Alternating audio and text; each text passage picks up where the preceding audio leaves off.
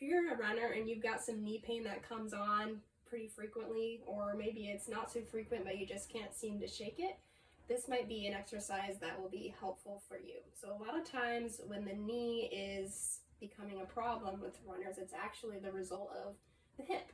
So the strength of the hip is very important for the stability at the knee joint.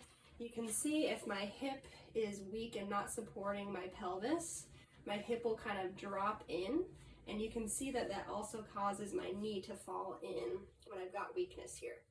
However, if my hips are strong, they can support this alignment of my pelvis and then enhance the tracking of my knee as I go to land on my leg through each step of my run, versus if I'm weak here, you can kind of see how that collapse. Jets hip out, knee goes in this way. So what we want to work on is obviously the strength of the hip, specifically the gluteus medius and minimus. So the exercise I'll show you is called the glute wall press. And what you're going to do is stand next to a wall here, and then you're actually going to be working the leg that is standing on the floor, but you're going to raise the other one so the knee is against the wall, and then you're going to just kind of rest your weight into the wall a little bit as you get set up. I like to prop my elbow on the side too as I get set up, but you're going to do a little bit of a hinge through that hip joint here. So my low back is staying nice and neutral. I'm not arching or extending here.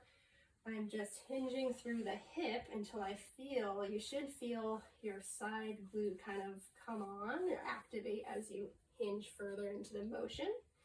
This is when I want you to start adding a little bit more of a press into the wall through this leg you've got connected.